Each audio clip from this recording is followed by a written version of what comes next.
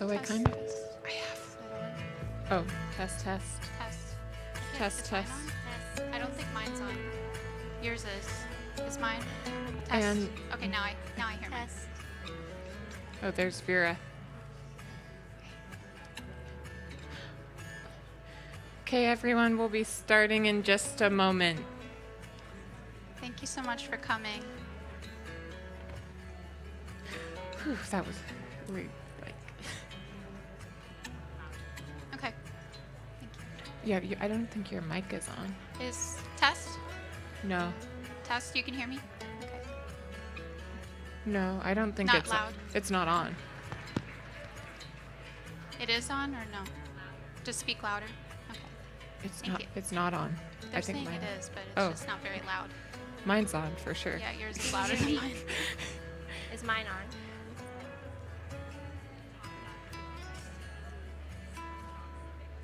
Okay. Thank you.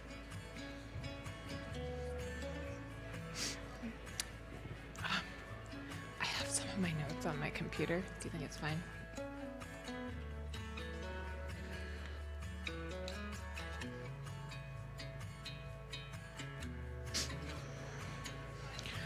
So Oscar has a personal emergency. He's like rushing here, but he needed the address. So I was just like, it's the nature pavilion. Yeah. That's why you probably have like 5 missed calls from me. We'll just adapt. Okay. I'll start with you then. If he comes, I'll. Okay. Thanks, Rachel.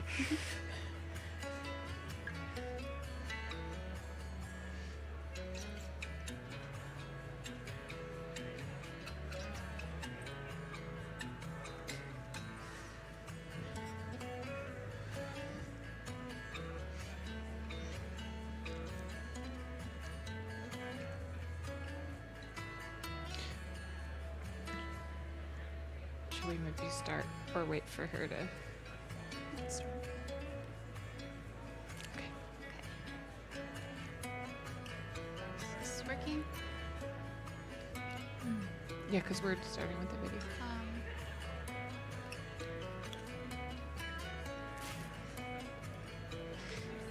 Hi, next slide, please. My clicker Okay, is not thank working. you. Oh,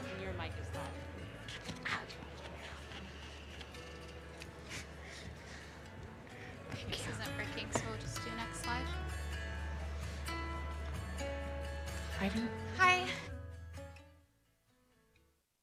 Thank you so much for joining in this conversation today on how we as a global collective, as nation states, and as communities and as individuals can restore our human relationships with biodiversity, particularly with keystone species.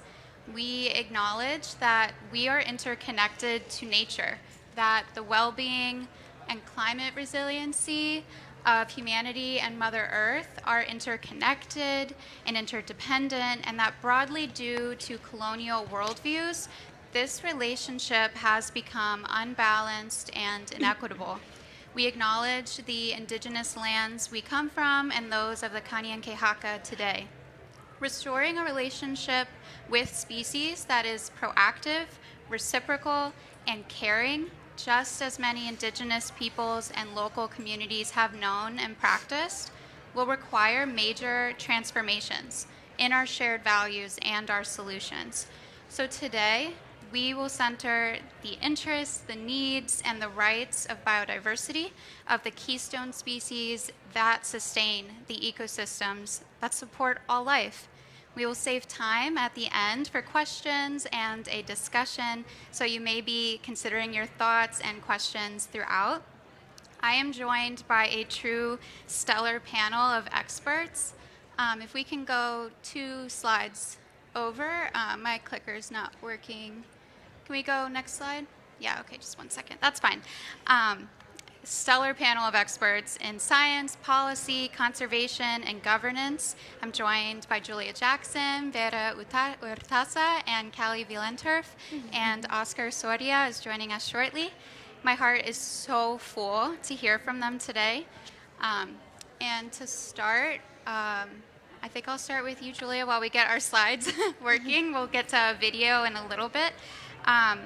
But Julia, as the founder of Keystone Species, can you tell us about the importance of protecting Keystone species specifically, their connection to climate change, and about an exciting initiative to restore our relationship with them? Absolutely. Thank you, everyone. Ooh, is my mic working? Yeah. Okay.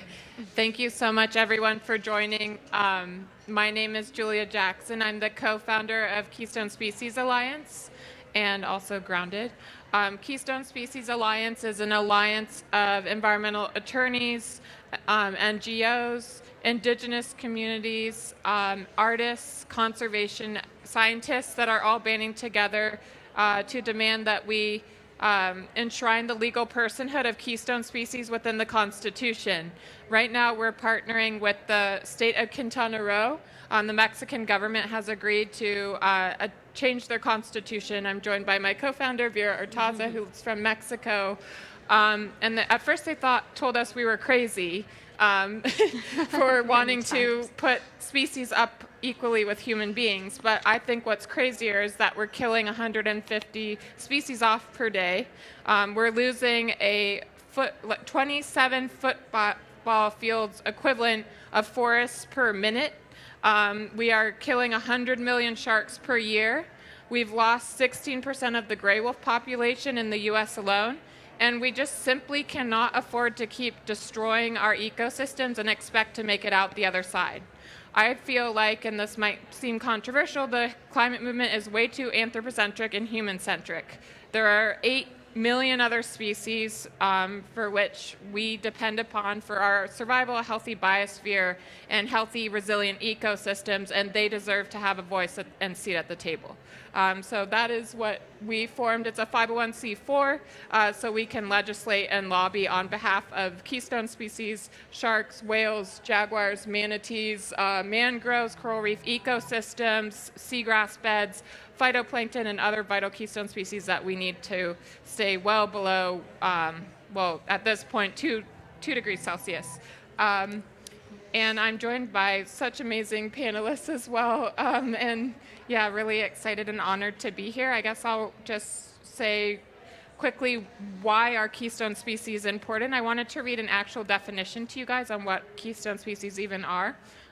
So keystone species is any species, whether plant or animal, that shapes an entire ecosystem. Without its keystone species, the ecosystem would be dramatically different or cease to exist altogether.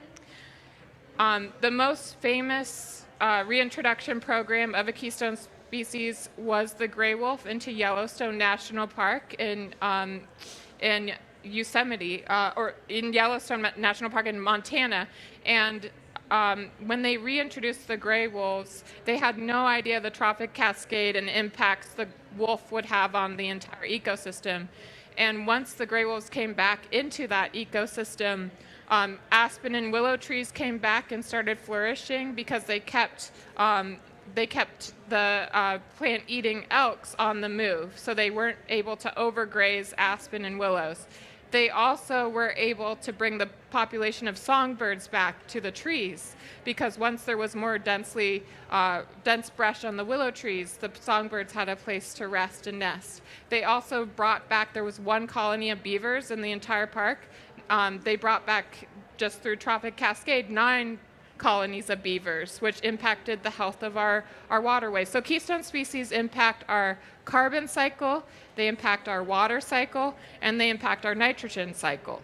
Unfortunately, biodiversity loss and science behind biodiversity loss, especially the carbon cycle analysis of species, gets a lot less funding. Yet we know that these whales impact the carbon cycle of our oceans. Sharks, as apex predators, impact the carbon cycle. There's many, many species that are climate solutions and the unsung heroes of the climate crisis. We simply can't afford to think that one technology, like carbon capturing technology, will be able to sequester 36 billion tons equivalent of carbon we're putting up into the atmosphere and keep wiping out ecosystems and make it out the other end. We need these species as our unsung allies and really the stewards alongside many indigenous communities that know how to create healthy ecosystems, and we need more protection. Currently, and I know Oscar, I'm going to introduce Oscar next. Actually, he was supposed to go before me, but Oscar, who's also on the panel, has been really leading an amazing effort with a bunch of NGOs on not pushing for protecting 30% of our planet by 2030, which is what you'll hear in the negotiations. But scientists say we actually need to push for half of the Earth protected by 2030. We are way behind target. Oscar will talk about why that number is so important and other things. Hi, Oscar. But basically, scientists say within the next decade, we need to protect 50% of our planet by 2030, and keystone species are really the key to rewilding and key to these ecosystems remaining resilient and healthy. Anyways, honored to be here with all of you. Let's keep pressuring these delegates to create way more ambitious targets and push for biodiversity loss as a huge agenda for the survival of humankind and also other species. So I'm going to pass it to Oscar if you want to come join us. Thank you for getting here. Yeah, thank you, Julia, for being a voice for Keystone species, and we're so excited that Oscar's here to join us as well. Oscar, I know you're you're campaign director for the Global Web Movement of Oz, an expert with the CBD process. I'm wondering if you can help kick us off on the urgency of the post-2020 framework, what the state of play is for biodiversity. Well, thank you, and apologies for the delay. It's been hectic negotiations where everyone knows what are the red lines, but no one knows what we can commit into this. And I say, I'm a positive person, but lately, in these days, I just really failing to understand the lack of urgency on why we are here and the importance of really get this right. I just felt that the room of the negotiations are full of complacency.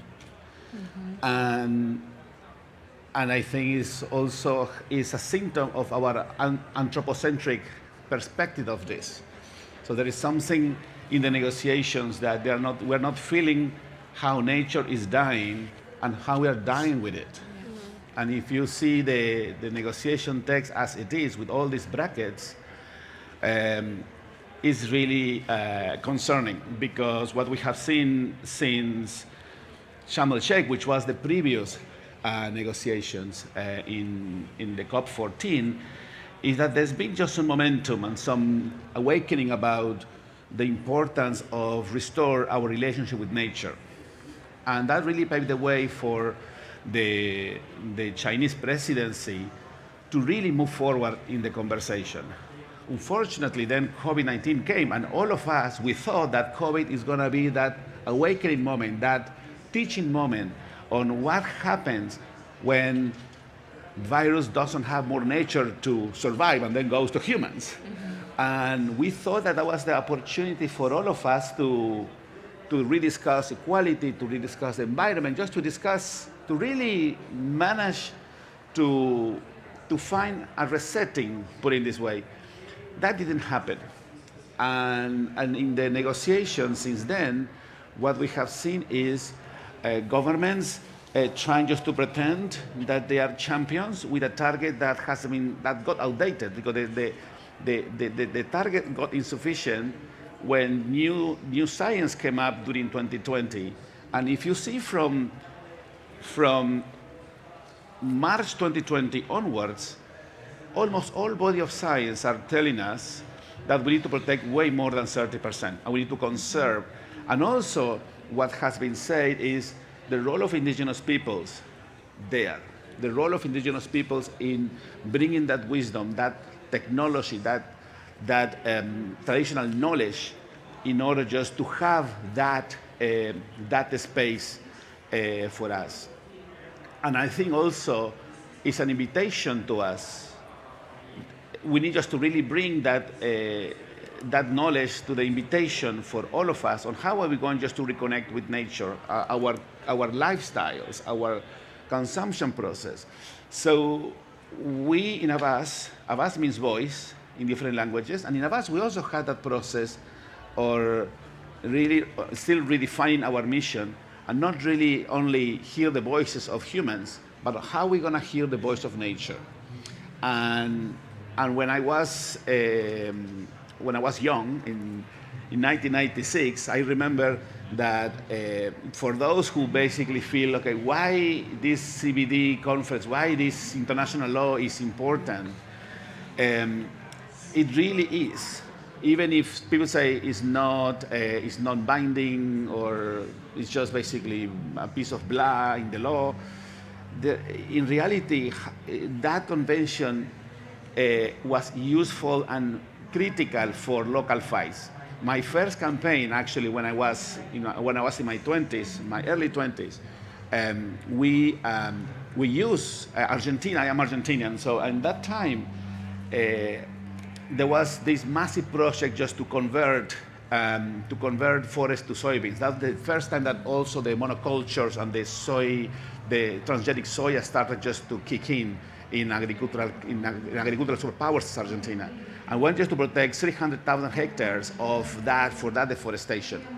And Argentina didn't have much law, but Argentina was the signatory of the CBD, and then we used the CBD, and then the judge actually took that as a valid argument to stop the project.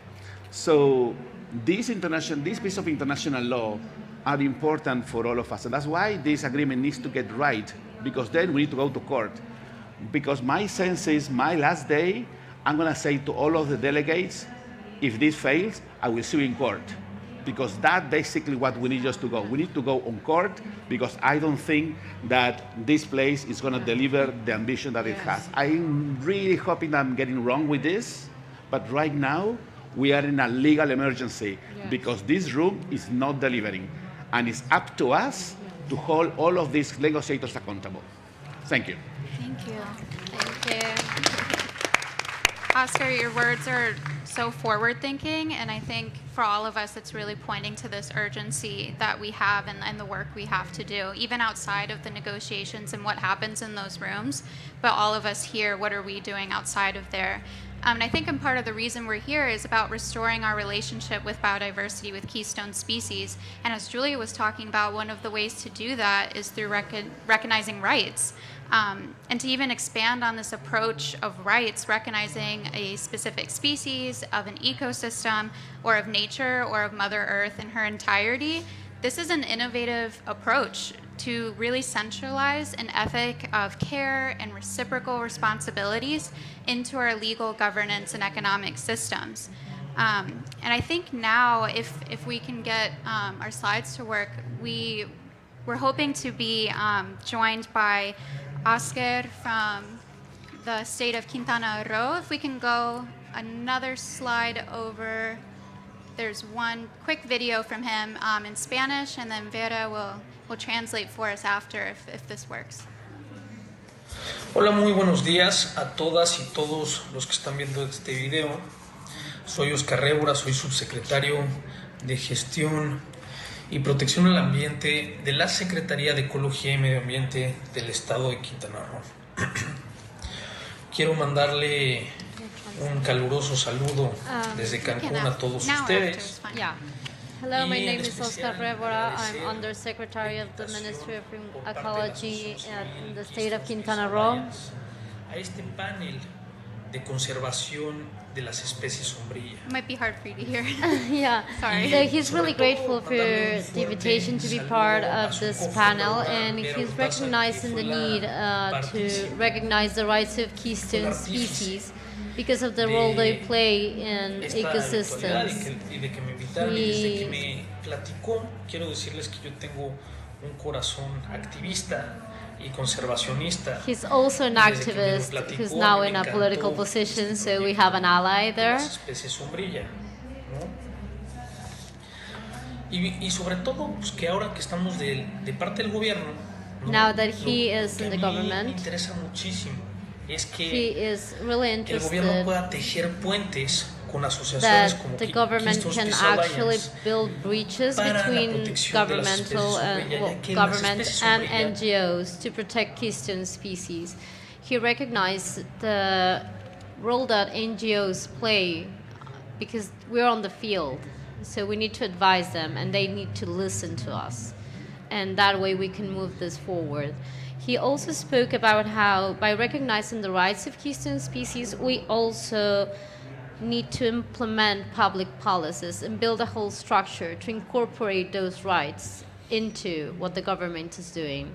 It was a really long video, but the main goal for him was just to say that he's really thankful for the invitation and that we have a partner with the state government of Quintana Roo. So thank you. That's great. Yeah, we absolutely thank Oscar for sharing his perspective as a representative of governance. And I think now to go to the scientific perspective, Callie, as a scientist, National Geographic explorer, founder of the Leatherback Project, can you tell us your story in Panama, the on-the-ground experience with Keystone species, and the journey to Panama, passing the National Rights of Nature law in February this year, and what comes next? Thank you so much, Rachel, and thank you to everyone who took the time to be here this morning.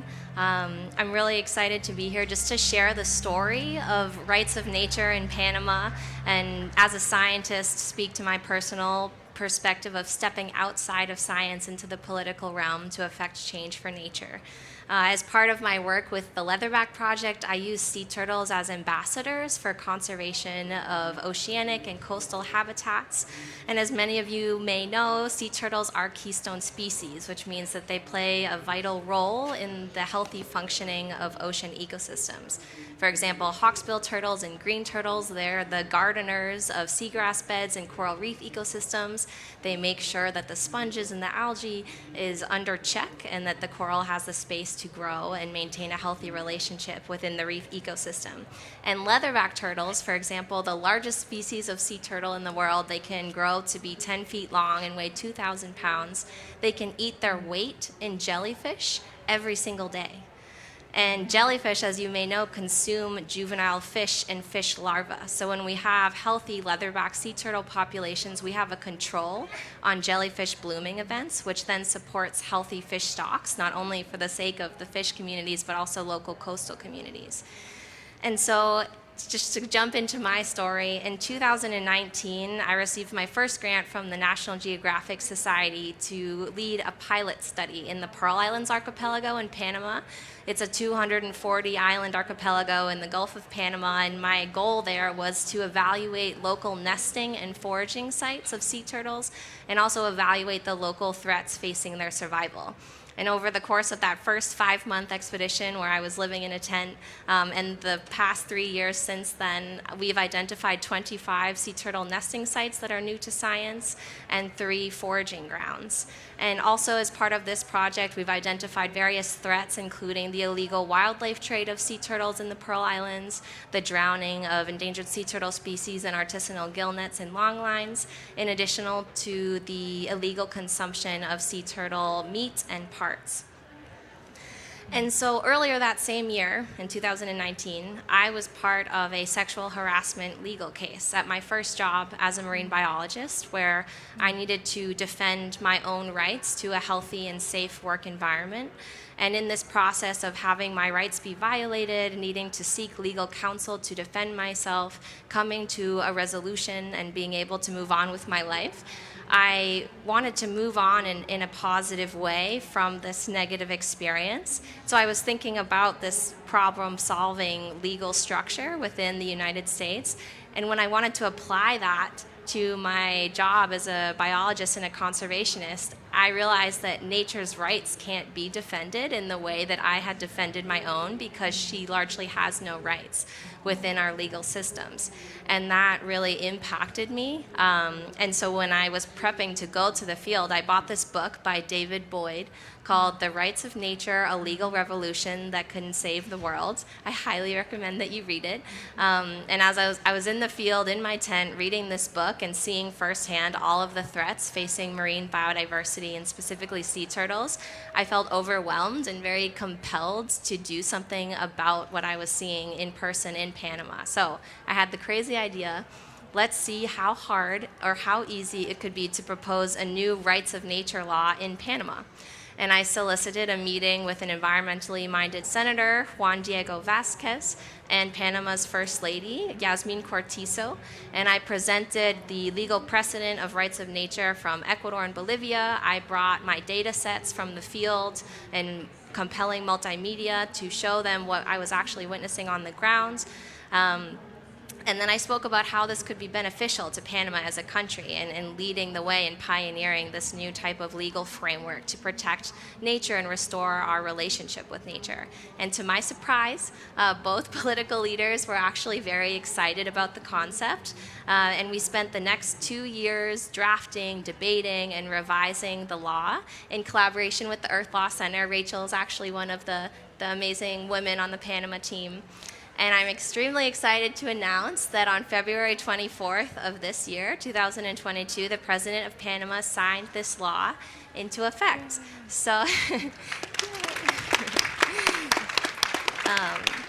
so starting this upcoming February 24th, 2023, Panama's nature now has a large list of rights, including the right to exist, the right to persist, regenerate her vital cycles, the right to be restored, and the right to representation in court, among others.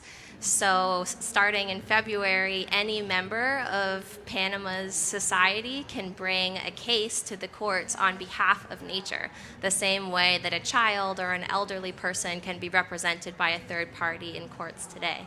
So that's really exciting. And at present, we're working on the regulatory component of this law. So we need to submit this by January 15th of next year, basically working to decide what are the fines going to be for violating the rights of nature, what are the consequences, and how do we really make sure that this is implementable in practice.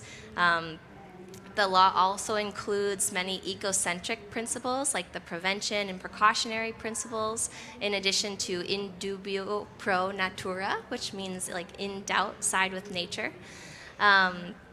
And we're also taking additional steps, myself and the Earth Law Center as collaborators, to try and implement already and subsequent laws and on the ground in local communities. So we just got an article included in a law that's currently being debated about sea turtle conservation that actually lists out what the specific rights of sea turtles within Panama should be. And if it's passed, it'll be the first time in the world that a marine species group has its rights explicitly explained within a national law. And additionally, we're working right now, I just got out of the field on Sunday after satellite tagging sea turtles to propose a new national wildlife refuge in the Gulf of Panama. And this would be to protect sea turtle populations, humpback whale populations, and many, like 21 migratory bird species, a subspecies of the boa constrictor that's only found in the Pearl Islands. So we're really excited about this initiative because we're not only creating an MPA, but we have the opportunity to actually, within the document that creates the MPA and the National Wildlife Refuge, decide what the rights of the ecosystems are. So what are the rights of a coral reef ecosystem and all of its inhabitants, and who has the responsibility to uphold those rights? If the reef has the right to be restored, who needs to restore the reef, and how do we fund that? Who's responsible for paying for it? These are all the things that we're actually trying to look at in practice and make sure that we can make this rights of nature law implementable and make Panama an example for the rest of the world of how to restore our relationship with nature. Lastly, something that I know Rachel will speak more about, there's an initiative led by the Earth Law Center and the Ocean Race that I'm a part of to propose a United Nations Universal Declaration of Ocean Rights. So just like we have a UN Universal Declaration of Human Rights and the rights of the child, we're looking to do the same for the oceans. And I think just to wrap up, Panama can be an example of how we can use Keystone species as ambassadors, not only on a science level to protect ocean ecosystems, but also on a political level to advance the rights of nature. And now passing it back to you, Rachel, I'm interested to hear from you what some of the key takeaways are for restoring our relationship with biodiversity through a rights of nature approach, and what are some of the exciting opportunities for implementation on a global scale? Yeah, absolutely. And thank you, Callie. Your story in Panama and your work there is really inspiring for all of us, and I think an example for the global community. And I just wanted to touch on, too, like, when we think about if a national rights of nature law has been passed, that of course includes, by extension, sea turtles, sharks, all species. But what is the purpose of having another law that, actually specifies their rights? And that's the point is, of course, rights of nature includes all species and ecosystems, but through supplementary policy, we can specify what those rights are so that they encourage a higher protection in our decision making and governance. So this is a really exciting step for sea turtles. It's something I've researched regarding sharks within Panama to see what can we do in supplementary policy so that their rights are protected as well under this new law. So it's really exciting work. I think really as one key takeaway to understand our relationship with biodiversity, we have to identify the values, the principles, and the ethics that underlie this relationship. So findings of the recent Intergovernmental Science Policy Platform on Biodiversity and Ecosystem Services, their 2022 values assessment, concludes that 1, how we value nature is tightly linked to how we care for and protect biodiversity. So it comes down to these values, principles, and ethics. So conservation can actually be more transformative when we include the diverse values of nature into our policymaking, decision-making processes, and our governance. So 2, this values assessment recognizes that rights of nature is a pathway to advance justice and sustainability. And really looking at rights of nature, rights of Mother Earth, this approach is not even merely defined by rights. That's a core part of it, but really at the frame of it, it's a responsibility-based framework. So it's centered around stewardship. It's an ethic, it's a way of life. It's proactively governing human activity within ecological and planetary boundaries. And this, of course, will help protect human rights in tandem, our right to healthy water, healthy air, and everything like that. So this learning can be applied in so many key areas, I think, instead of maximizing benefits, which is often the conversation. How can we shift that to minimizing our impact? How can we restore and thrive? And even looking at global examples, Ecuador recognized rights of nature constitutionally in 2008, and this led to several positive legal actions for the environment since then. For example, the special law of the Galapagos Marine Reserve. It's one of the largest marine protected areas worldwide, and they use rights of nature as a guiding principle for management. And part of that within the law is seeking to create an equilibrium among society, among the economy, and nature. So it's a balance altogether. And this law also actually prohibits any fishing or harming of sharks. And it's actually proven and been realized in practice that in 2017, 20 crew members of a ship were actually prosecuted and heavily fined for fishing 300 tons of endangered and threatened sharks. The court ruled in favor of the species and that nature was entitled to reparations. So not only does this law proactively protect sharks, if they're harmed, in that case, there are legal actions that can take place. And then even looking at marine protected areas, rights of nature may provide support and a pathway for creating higher standards of our conservation. So we can push for beyond 30 by 30 to a higher percentage protected. And importantly, avoiding paper parks. We're actually ensuring effective implementation and equitable protection of indigenous rights. And then considering the ocean, which is what Callie was really speaking to, we must consider the interconnected and one living ecosystem of our planet as one entity, the ocean and the species within. And in fact, as Callie was mentioning, one key opportunity is the vision of a universal declaration of ocean rights. As Callie was saying too, it's a collaboration of Earth Law Center, the Ocean Race, Nature's Rights, and the government of Cabo Verde. And the vision is to give the ocean a voice and representation in international and national governance, so through a joint decision agreed upon by the governments of the world.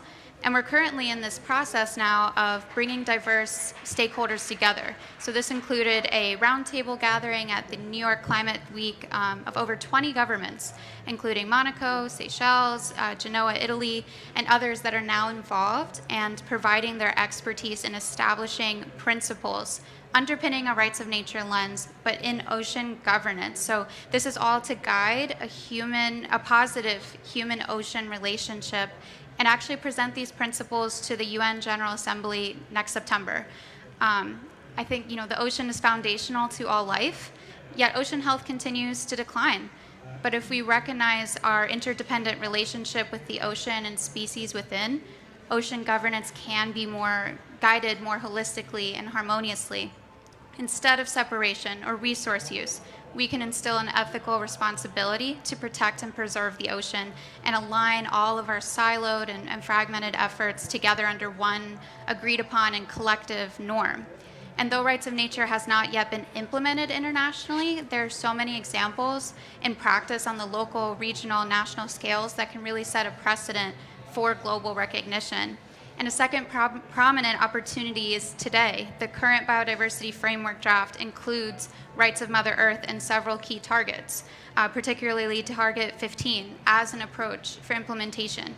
And the adoption of this text is really an opportunity to integrate its non-binding but diverse values and ways of relating to biodiversity and to our planet, for whom many is revered as Mother Earth, and beyond resource use, to encourage a shift of our relationship from exploitation to care and interconnection. I think this is a vision, but importantly, it's a call to action to provide this higher respect and care for other species with whom we coexist on Mother Earth. And I really think this should be our learning for today. And I now want to pass it to Vera, and I want to hear what our call to action should be. Hi. Thank you so much, Rachel and the ELC team, for putting this event together. Thank you, Oscar, and thank you, Julia. Well, as humans, we see everything separated, fragmented. That's the way we were taught to think since childhood. But in nature, everything is one. Everything is one beautiful system, and every single being plays a role to keep the Earth system functioning. Keystone species play a vital role. They are what keeps the ecosystems alive and healthy, and that's why we're here for, because we believe that we, as humans, can become keystone species for keystone species. Everything is really depressing right now. We're in a climate crisis, a systemic crisis, and we are in 100 years of an industrial revolution where we as humans have set in motion the sixth mass extinction. But these spaces gave me hope. Knowing that there are more crazy animal lovers, nature lovers, and people who feel more at home in nature than anywhere gives me hope. We've passed the time to take only one path when it comes to facing the climate crisis, and we can no longer just talk about conservation. We need to restore nature. We need to go above and beyond to protect nature. And keystone species reintroduction and protection is an amazing way to restore nature, build resilience within an ecosystem, and have a great potential for reanimating the carbon cycle.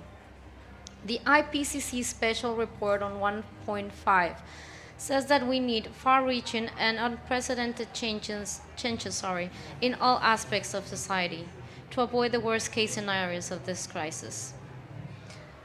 One way to get closer to achieving this goal and to stay well below 2 degrees Celsius, the goal of the Paris Agreement, is to acknowledge that nature has rights, that we share this planet with 8.7 million known species, and that it is our duty to change course and avoid our own extinction.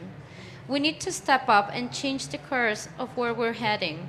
We need to start being a force of change so we can create a new reality for generations to come. The rights of nature and our proposal of the rights of keystone species is making peace with nature. We are nature, we depend on nature. Our laws need to honor nature, respect her, and reflect our dependency on her.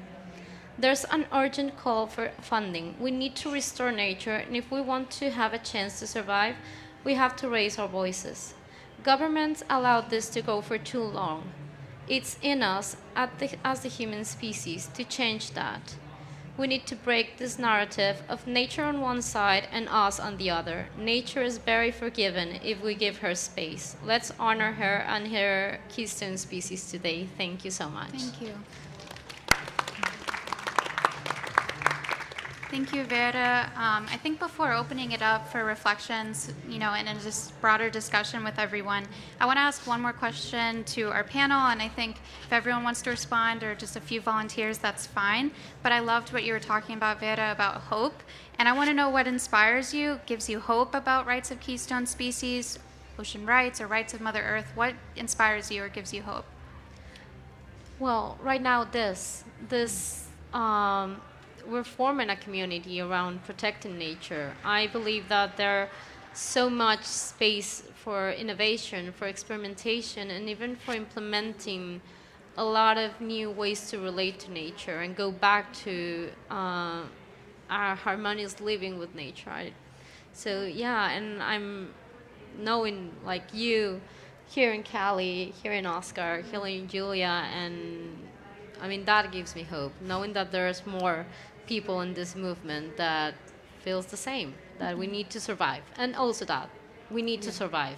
That gives me I it's think like good. what gives me hope, I personally lost my home to the Kincaid fire in 2019, so I've lived the climate crisis very personally and went through my own sort of despair and grief. I think collectively we're experiencing a lot of grief with what's happening to not just the planet, but to our collective future.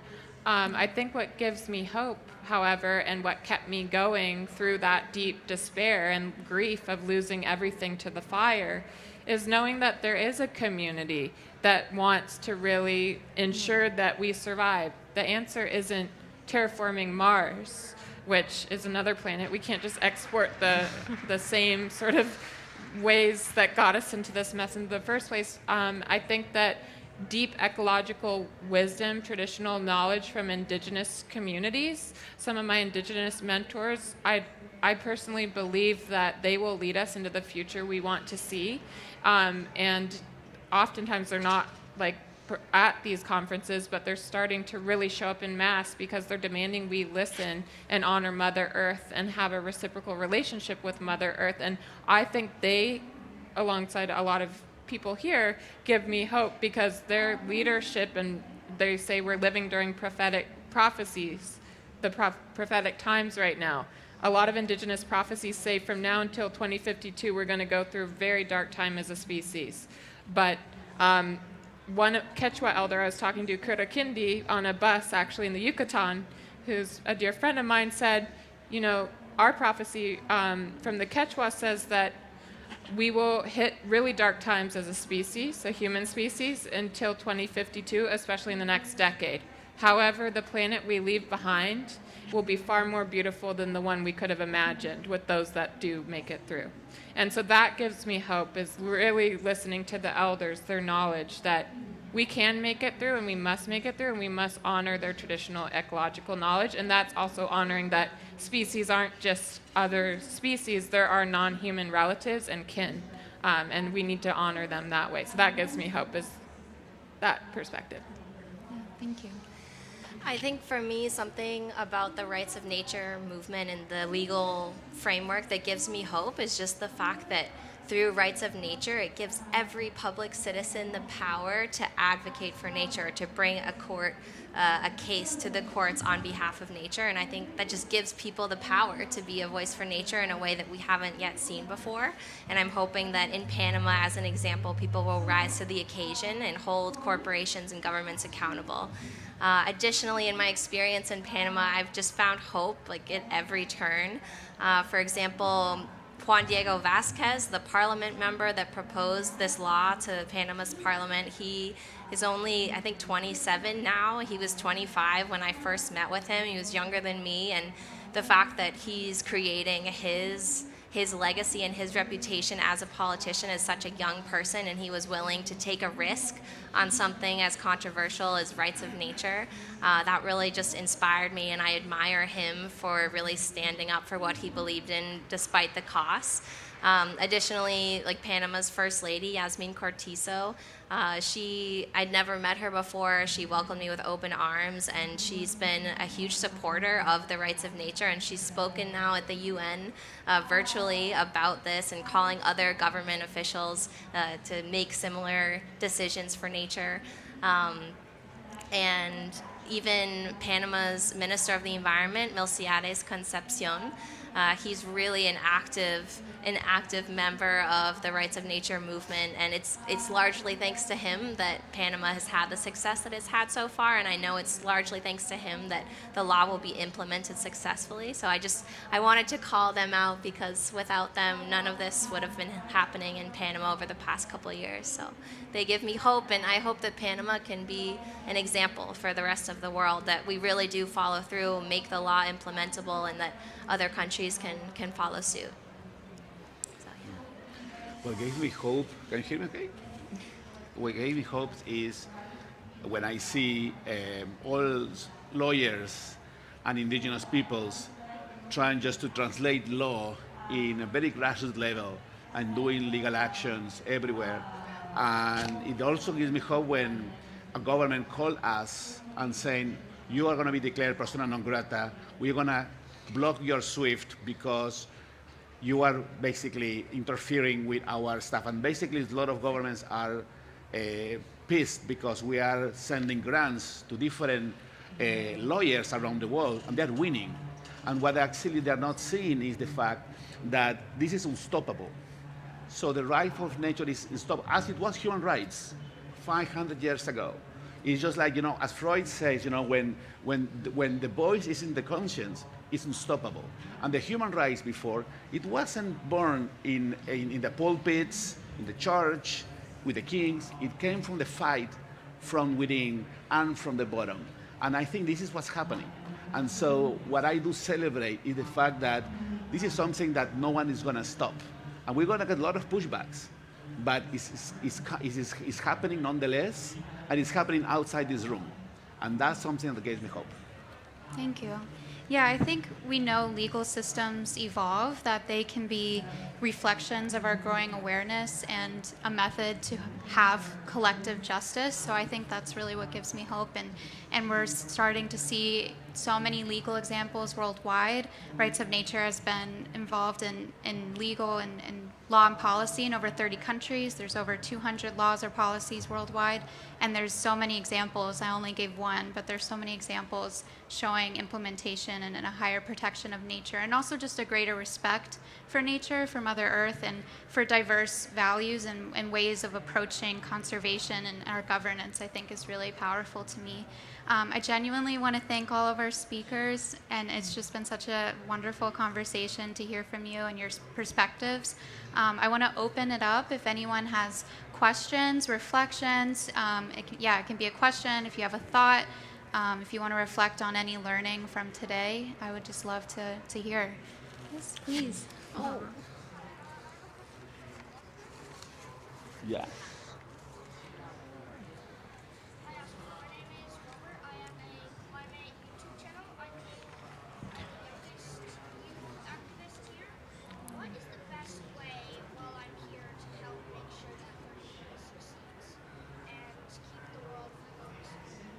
Thank you, Robert.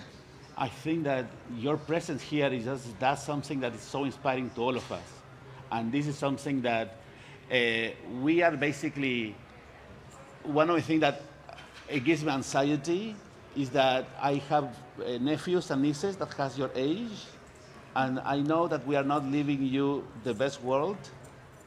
And I wanted just to promise you that we are trying our best here, and that we're going to carry this together. And with your creativity, with your energy, and you need to come here and just make a mess. Just like make everyone, just like make their life impossible. Just say, you know what? I might not have the age now just to vote you, but I'll vote you out if you are not doing what you need to do.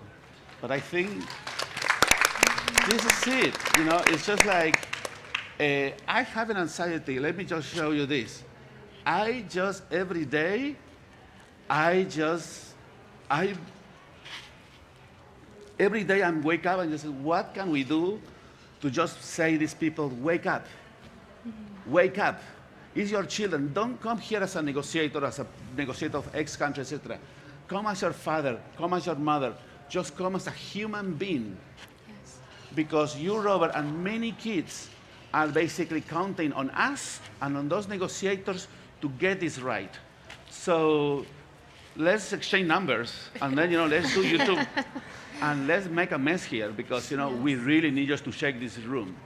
Yes, I would just encourage you to continue your advocacy. I love that you have a YouTube channel, and just continue. Keep your hope and keep going. And I know, I really want to thank you for being here. I have 2 daughters, and the fact that you're here really touched me, because you shouldn't have to be here. The planet shouldn't be in this state. And I get it, and I'm really sorry. I mean, I'm happy that you're here, because, the fact that you took the time, that instead of living your childhood, being here in this place with these adults that clearly are not doing their job, it's like really significant. And I want to thank you, really. Thank you, and God, I'm about to cry. I'm sorry. I'm super touched, and I'm really sensitive. But thank you for being here, and I'm sorry that you have to be here. You should be playing outside. Thank you. Let's say all of us, Robert, we are sorry. Let's say this all together now.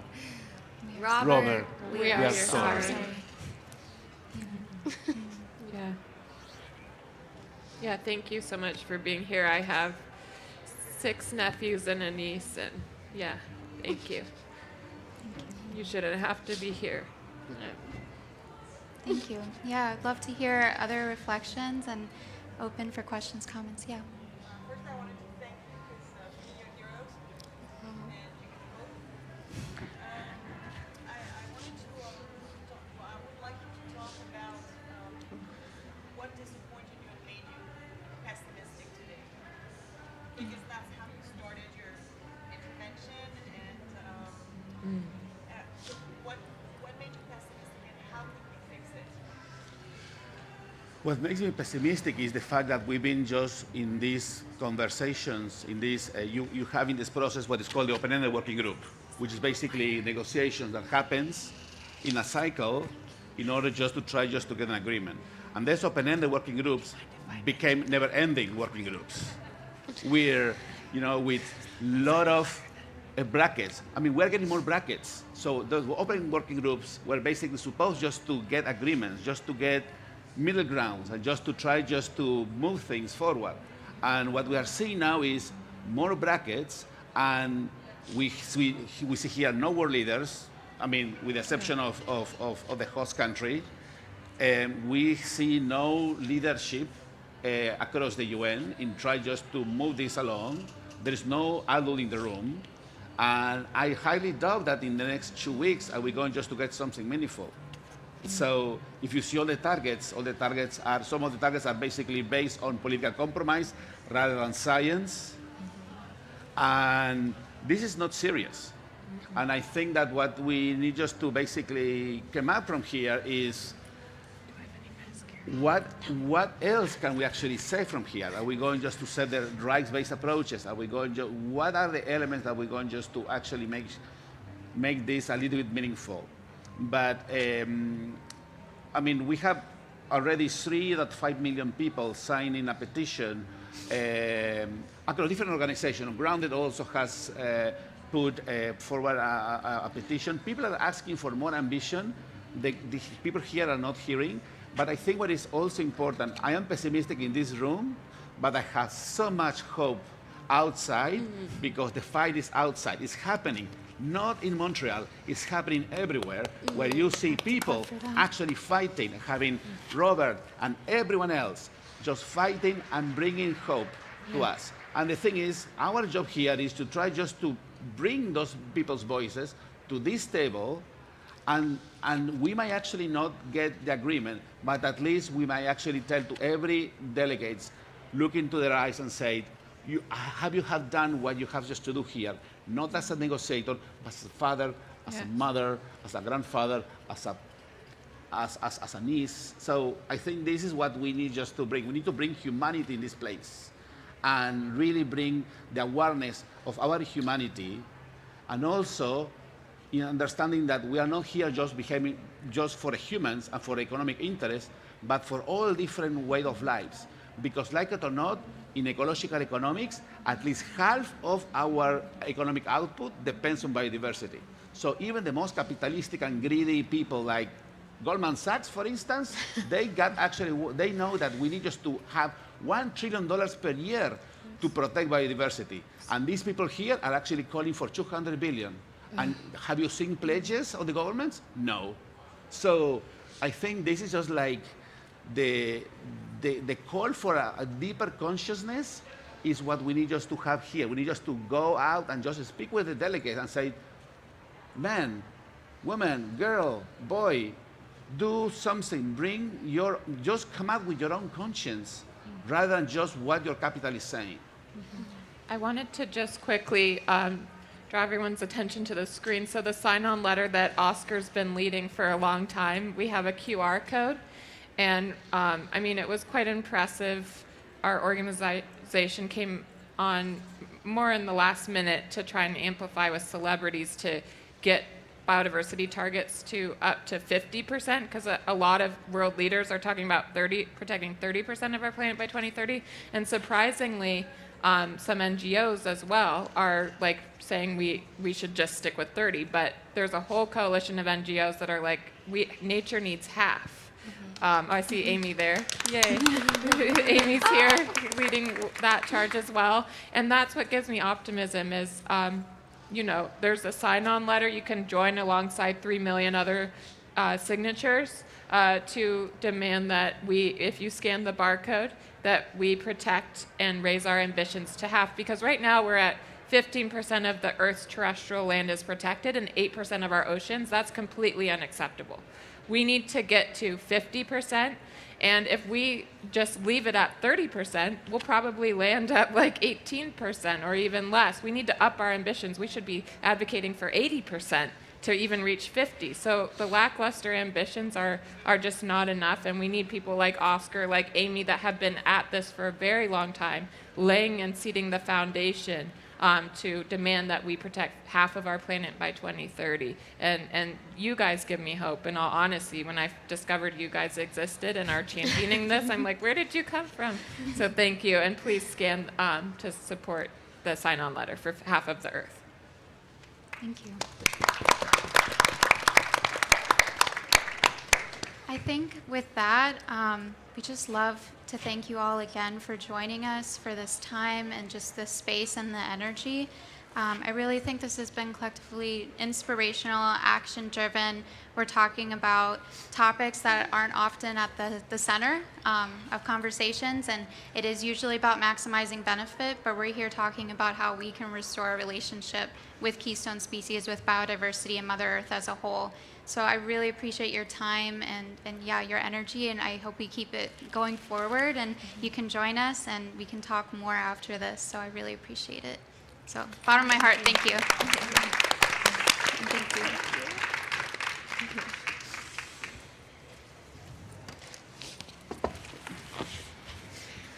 Hi. Oscar. Can I give you a hug? So nice to meet you.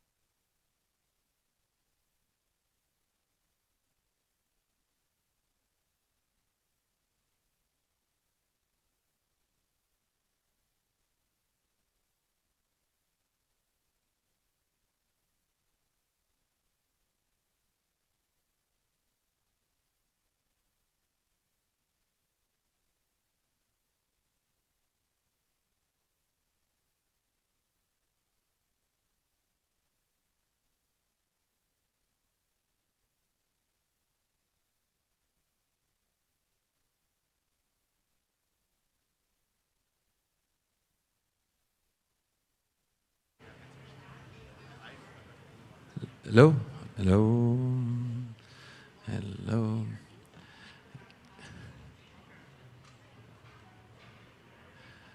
Buenas tardes, good afternoon. Welcome to this session on bottom-up conservation from Patagonia and freshwater conservation in Patagonia. This panel is going to be in Spanish, but for the one of you that are not fluent in Spanish, I invite you to scan this code here. And then translation is going to be shown in your cell phone. You have to choose the language option of your preference. I am Francisco Solís. I'm the director of the Chilean Patagonia project for the Pew Charitable Trust, and I'm extremely excited about this panel and thankful about this opportunity. And now I'm going to move into Spanish. Muy buenas tardes a todos y todas los participantes en este panel. Soy Francisco Solís de Pew Charitable Trust, director del proyecto de Patagonia Chilena. Estoy muy agradecido de tener esta oportunidad de facilitar este panel de unos muy interesantes expositores en que justamente creemos que esta es una gran oportunidad. Mucho de lo que se comparte acá en la COP tiene que ver con información. Esperamos que este panel tenga que ver también con conexión. ¿En qué sentido conexión? Hay varias conexiones que nos parece destacar. Primero, la conexión entre lo local y lo global, porque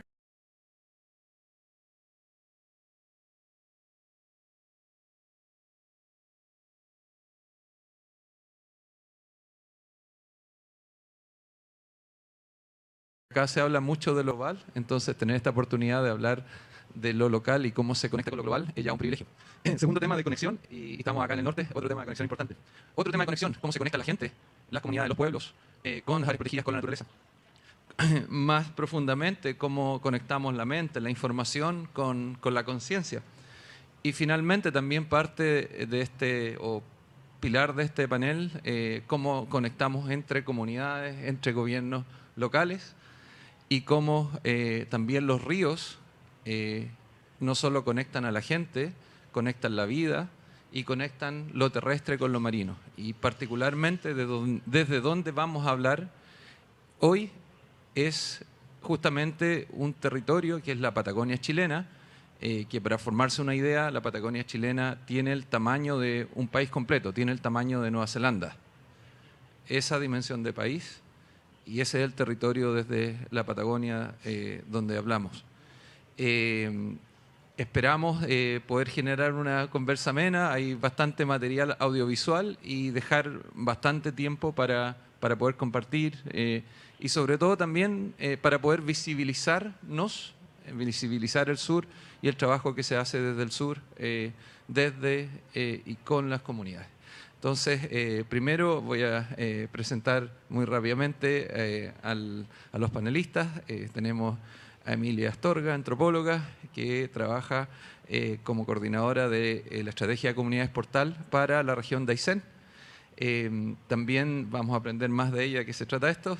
También tenemos a don Alejandro Abello, que es alcalde, ingeniero forestal y alcalde de la icónica comuna de Futaleufú, que toma el nombre del también icónico río Futaleufú, famoso en el hemisferio sur y también en el hemisferio norte.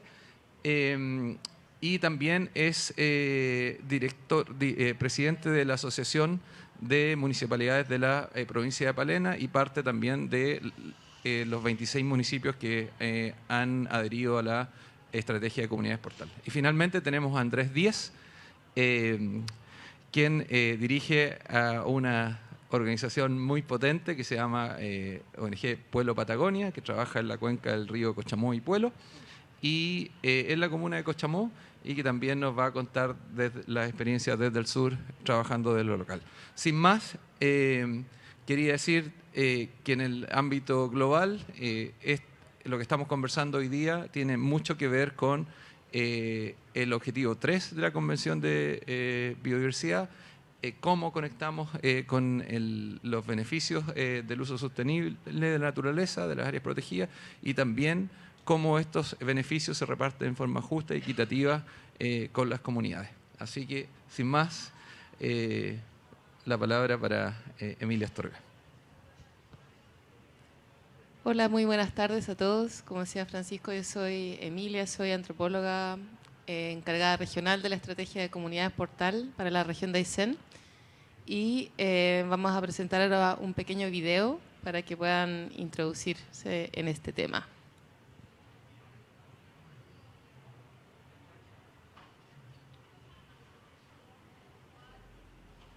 Esta es la Patagonia chilena. Y esta es su gente. A pesar de contar con una gran cantidad de superficie protegida, hoy enfrenta grandes desafíos de gestión y conexión con sus comunidades.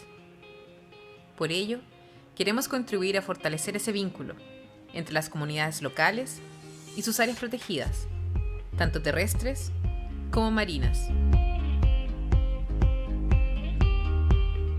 Trabajar por una relación mutuamente beneficiosa entre la conservación de la naturaleza y el bienestar social, donde la protección efectiva de las áreas protegidas genera una mejor calidad de vida y mayores oportunidades de desarrollo para los habitantes de la Patagonia.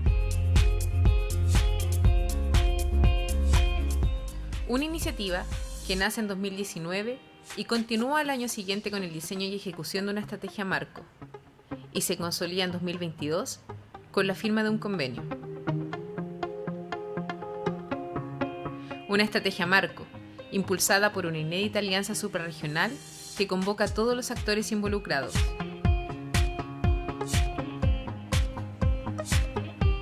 El resultado, un modelo de gestión político y socioambiental innovador y replicable a nivel regional y comunal, que establece ejes y líneas de acción.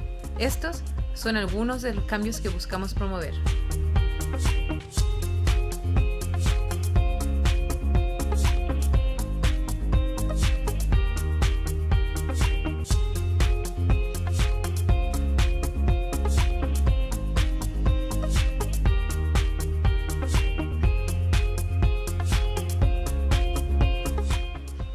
Una iniciativa cuya implementación gradual ya comenzó con acciones piloto.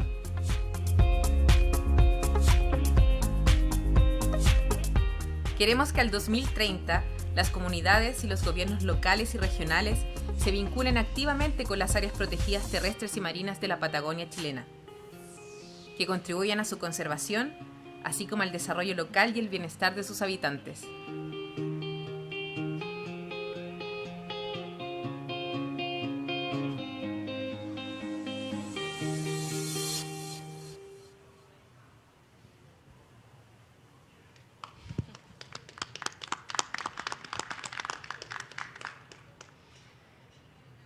Bueno, después de este hermoso video que hemos preparado, vamos a empezar con la presentación.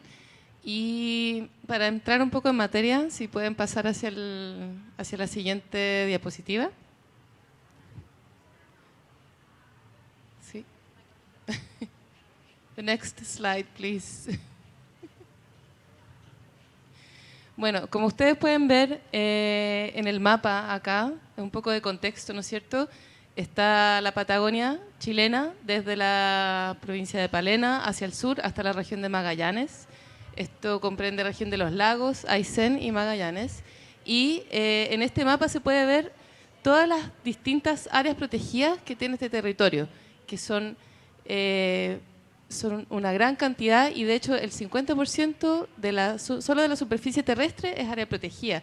Y a eso hay que sumarle todavía toda la parte marina, hay áreas marinas de múltiples usos, todo lo que son reservas nacionales. En el fondo es un gran territorio donde la conservación es uno de los pilares fundamentales de su existencia. Pero, claro, uno de los grandes desafíos que tenemos en relación a esta conservación es justamente que cuesta mucho vincular y articular a los diferentes actores para que esta conservación y este trabajo sea realmente efectivo en el tiempo y se pueda proyectar en el largo plazo. Y así van haciendo esta estrategia de comunidades portal, basándose en un diagnóstico de varias brechas y donde se trabajó con 26 municipios, con 3 gobiernos regionales, con varios servicios públicos también, organizaciones del territorio, con la Corporación Nacional Forestal y con el Ministerio de Medio Ambiente como actores clave. Así es que estamos, por favor, la próxima. Y en ese sentido se fue gestando esta estrategia para justamente profundizar en lo que es la relación de las comunidades locales con las áreas protegidas, porque finalmente ahí es donde se tiene que generar esa simbiosis, porque es algo lógico, ¿no es cierto? Si somos vecinos de un área protegida, deberíamos tener una relación de mutuo beneficio, donde también el bienestar humano, el bienestar social, tanto de salud, se vea influenciado positivamente con la presencia de esta área y viceversa. El área se beneficia cuando yo realmente logro conectar con ella y logro entender también el sentido de la conservación. Por favor, la próxima.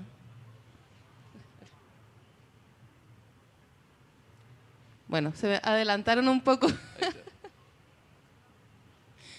Pero, bueno, la estrategia trabaja con diferentes ejes, ¿ya? Dentro de los cuales hay ejes donde hay algunos habilitantes relacionados con infraestructura, con incidencia pública. Y si puedes ir un poco más atrás.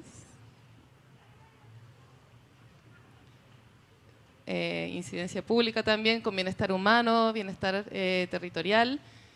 Y en el fondo estos son como los pilares sobre los cuales se basa nuestro trabajo. Y hoy en día estamos trabajando con distintas acciones justamente para alcanzar este objetivo de mejorar la vinculación. Y entonces, ¿qué es lo que esperamos hacer?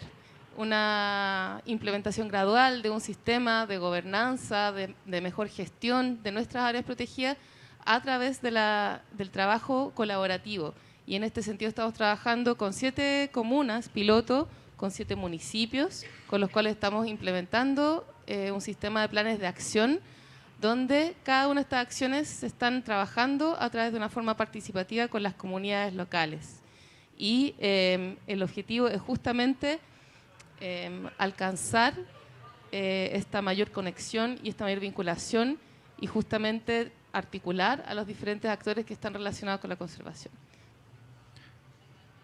Entonces, ¿por qué son tan importantes estas comunidades portal o por qué viene a ser tan relevante este concepto de comunidad portal dentro de lo que es la conservación y dentro de lo que es el futuro de la biodiversidad? Tiene relación con que, bueno, dentro de las brechas y de las acciones que hemos podido definir, se ve mucho el tema de la necesidad de generar mayor investigación, la educación, donde en el fondo hay que apuntar directamente a trabajar con los niños, a trabajar con las comunidades locales. Porque en el fondo son comunidades que son clave para la conservación a futuro, principalmente porque ahí también se encuentran muchas voluntades, ¿ya? Y en el fondo ahí también se toman las decisiones en relación a lo que pasa en el territorio. Entonces, si uno tiene una comunidad que está empoderada con sus áreas protegidas, las decisiones siempre van a apuntar hacia el desarrollo sustentable y hacia generar esta conexión con el área protegida. Y así en el fondo aseguramos que se vaya conservando y se vaya manteniendo la biodiversidad a nivel mundial desde lo local, trabajando desde la comunidad misma. Y eso. Así que eso era la presentación que teníamos para ustedes. Muchas gracias por su atención. Le doy el pase al otro. Muchas gracias Emilia por bajar la conservación o mostrar la conservación cómo luce desde lo local y sobre todo felicitaciones, vamos a aprender más de este tremendo esfuerzo de poder conectar con 26 municipios en este territorio nuevamente del tamaño de Nueva Zelanda, que ha sido un desafío monumental, pero ya se están viendo algunos resultados. Vamos a aprender más de eso. Entonces ahí estaba la conectividad entre comunidades y áreas protegidas esbozada. Ahora quisiera darle la palabra al alcalde de Futaleufú, dar un poco de contexto. ¿Por qué es importante lo que una comuna como Futaleufú puede aportar a la discusión global? En general, la discusión global de conservación, las ambiciosas metas de un 30-30, en este caso, si bien Chile ha avanzado bastante en conservación terrestre, tenemos un 21% protegido, un 42% en marino, en materia de agua dulce estamos muy bajos, hay menos de un 1% protegido, en un contexto global en que el agua dulce en el planeta solo representa un 0,01% de lo disponible de agua. Y más encima, cuando llevamos el tema agua dulce, que está en lagos, lagunas, ríos y humedales, la cifra aún es mucho menor, es de un 0,007%. Entonces, es muy relevante lo que se hace en materia de conservación de agua dulce. Además, en este caso, Alejandro viene de un río que fluye libre. Recordemos que solo un 23% de los ríos a nivel global fluyen libremente hacia el mar, lo cual es una cosa muy excepcional. Y además, Alejandro, como alcalde, es parte de los 26 municipios que integran la comunidad de la estrategia de comunidades portal. Eso, sin más, quería darle la palabra a Alejandro para su presentación. Sí, muchas gracias, Francisco. Bueno, ya me hicieron todas las presentaciones. Mi nombre es Alejandro, alcalde de una comuna hermosa, una de las comunas más hermosas del sur de Chile y de la Patagonia, y que tiene tiene uno de los ríos más famosos a nivel mundial por su belleza escénica y también por la práctica del deporte de aguas blancas, deporte aventura. ¿Ya? Viene un vídeo y luego viene una presentación para que ustedes puedan conocer un poquito lo que es Futaleufú y en los temas que nosotros como municipio nos estamos involucrando para la conservación de nuestros recursos naturales. Así que vamos con ese vídeo.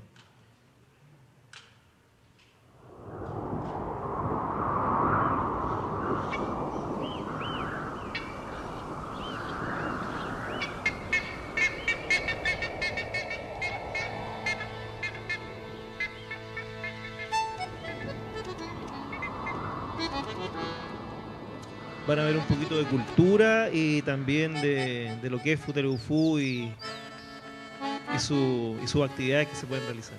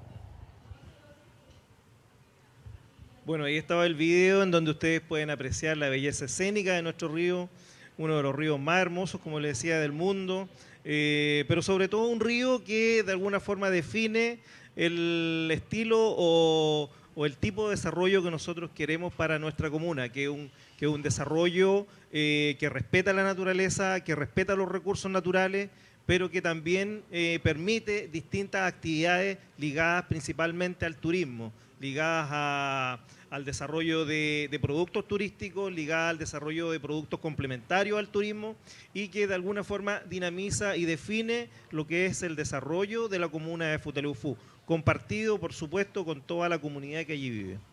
Vamos a ir ahora a una pequeña presentación en donde les voy a ir contando un poquito qué es lo que es Futaleufú, el estilo de vida que llevan las personas allí, cuáles son las principales actividades que se realizan y qué estamos haciendo desde el municipio y con la comunidad para proteger nuestro valle.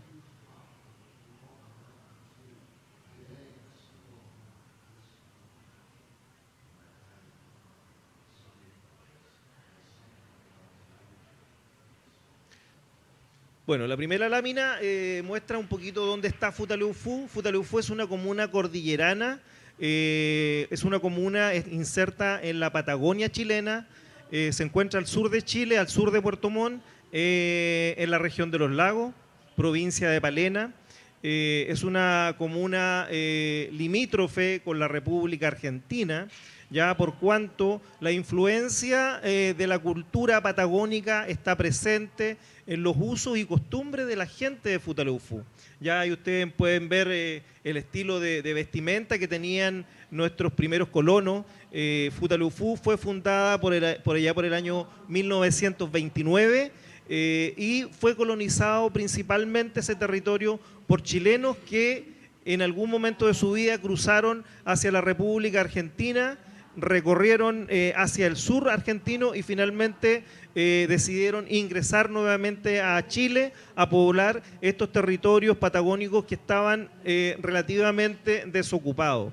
Eran territorios boscosos de una densidad boscosa tal de que prácticamente no habían valles en donde sembrar. Y fueron los colonos los que fueron abriendo espacio, generando praderas, a través de las cuales comenzaron a realizar principalmente actividades ganaderas, ¿ya? Y fueron colonizando ese territorio. El único contacto que tenían entonces era con la República Argentina. Ellos todo su desarrollo lo hacían asociado al lado argentino. Se trabajaba con moneda argentina, los productos que se producían en Futaleufú se iban a comercializar a Argentina porque no había camino que conectara Futaleufú con Chile en ese entonces, 1920, 1930.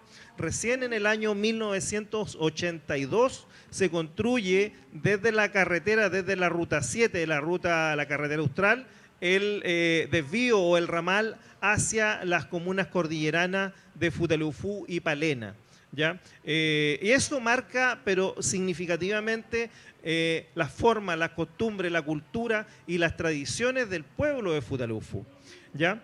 Pero sin duda que el tiempo ha pasado y Futaleufú ha ido creciendo, se ha ido desarrollando al amparo principalmente de la actividad turística en el río Futaleufú, ¿ya? Por allá por el año 1982-86 se comienza a promocionar, a difundir lo que es Futaleufú a nivel internacional, principalmente por deportistas kayakeros que empiezan a dar a conocer a nivel mundial la comuna de Futaleufú. El siguiente, por favor. Bueno, y como les decía, ahí están, digamos, todos los, atractivos y recursos naturales con que cuenta la comuna. Su principal río, el río Futaleufú, pero ahí está el río Espolón, también el río Azul. Hay lagos importantes, el lago Lonconao, el lago Espolón, la laguna La Paz, que es una pequeña laguna que está digamos, muy cerca del radio urbano, que es una verdadera postal de Futaleufú. Y todos estos cuerpos de agua, la verdad que albergan distintas actividades: pesca con mosca, rafting, kayak, pero también deporte de aventura de mountain bike, Futalufú, la verdad que por muchos, incluyéndome a mí, consideramos que es la capital del turismo aventura en la Patagonia, ¿ya? Por la calidad del recurso natural, del recurso turístico, pero también por, digamos, todo lo que uno encuentra y todo lo que uno puede disfrutar en esa comuna. La siguiente.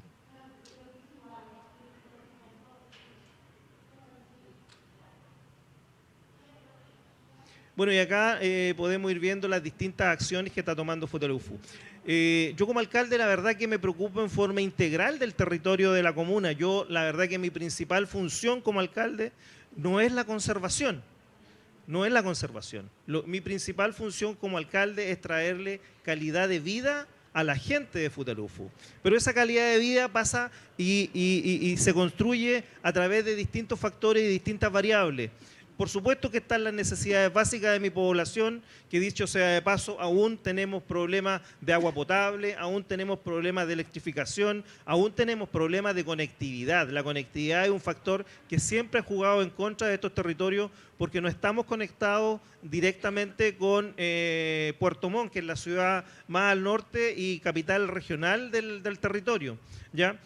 Por cuanto la conectividad se hace muchas veces en avión, muchas veces en ferries y eventualmente algunos tramos terrestres. Pero eso significa que también el costo de la vida en esta provincia, en esta comuna, es bastante alto. Y eso también genera dificultades a la hora de querer avanzar en el desarrollo y ir cubriendo las necesidades que tiene nuestra población. Ahí es clave trabajar, digamos, con los gobiernos regionales, pero también ahí es clave y cómo vamos valorizando nuestro territorio, trabajando en conjunto con distintas organizaciones, tanto gubernamentales como no gubernamentales.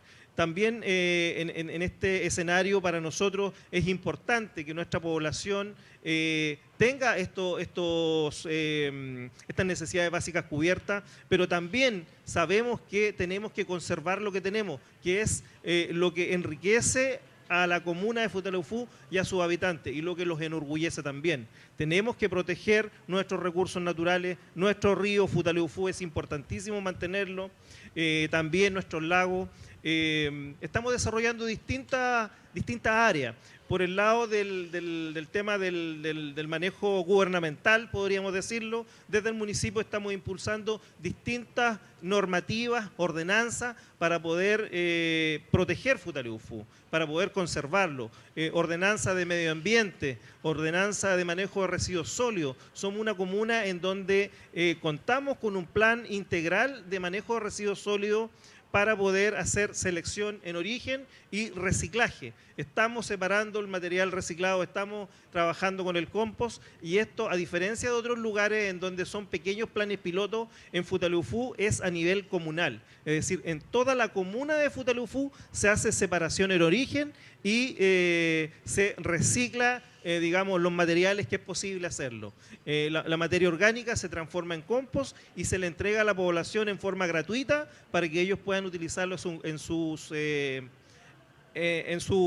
quehaceres, en su huerta, en sus campos, ¿ya? Pero también estamos trabajando con proyectos que tienen que ver con comunidades portal, que Emilia ya lo dio a conocer acá. Estamos trabajando con 26 comunas, son 3 regiones unidas, que estamos trabajando en pos de poder acercar los beneficios que significan y que traen la protección de parques y reservas, pero estos beneficios tienen que alcanzar a las comunidades locales, es decir, y tienen que ser participativamente conversando con ellas, ¿ya? De eso se trata un poquito Comunidades Portal. Y finalmente, y con esto termino, también estamos trabajando con la protección del río Futalufú a través de una normativa nueva que estamos explorando. Estamos trabajando en conjunto con alguna ONG, Riverkeeper y Pew, para poder hacer una reserva de caudal del río Futalufú y proteger sus aguas, mantenerlo en el tiempo para que los beneficios que todos estos recursos le dan a nuestra comuna estén disponibles no solamente para nosotros, sino que para las generaciones futuras por muchos años más. Así que un poquito eso les quería comentar de la comuna y lo que estamos haciendo en la comuna de Futalufú. Muchas gracias, alcalde Alejandro. Felicitaciones. Ya me comen los dedos por hacer las preguntas ahí, pero notable que, bueno, esta es una de las ventajas de este panel, vista la conservación desde el sur, que es muy distinto a la conservación desde el norte. Perdón. En el sentido que en el sur enfrentamos el tema de la equidad, enfrentamos el tema de la pobreza, enfrentamos el tema de la satisfacción de las necesidades básicas de la población y cómo esto se vincula con la conservación. Alguien mencionaba también que crear un área protegida en el hemisferio sur es muy distinta al hemisferio norte. Cuando se crea un área protegida en el hemisferio sur, el decreto de creación por lo general lleva un presupuesto asociado a cómo se va a implementar esa área. En cambio, en nuestros países en el sur muchas veces se crean áreas protegidas y no tenemos esos recursos para implementar el área. Y muchas veces esa falta de recursos, infraestructura, el peso recae justamente en las comunidades portadas, las comunidades aledañas, que son la puerta de entrada a estas áreas protegidas. Pero vamos a dejar las preguntas más adelante y damos las gracias a Alejandro por su presentación y ahora quiero dar el pase a Andrés Díez de la ONG Pueblo Patagonia para que nos cuente el trabajo que realizan en otra cuenca también muy icónica de la Patagonia. Muchas gracias, Francisco. Hola a todos. Mi nombre es Andrés Díez, soy el director ejecutivo de la ONG Pueblo Patagonia. Y para partir primero quería dar gracias a Piu por invitarnos y además reconocer públicamente el tremendo trabajo que han hecho en la Patagonia chilena, así que quería reconocerlo públicamente a Pancho y a su equipo. La verdad que han conformado un muy buen grupo de trabajo. Muchas gracias. Sí. Voy a partir con un pequeño video para mostrarles una campaña de defensa de protección del río Puelo. Can you pass the video, please?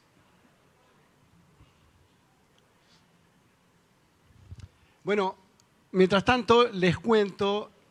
Aquí sí.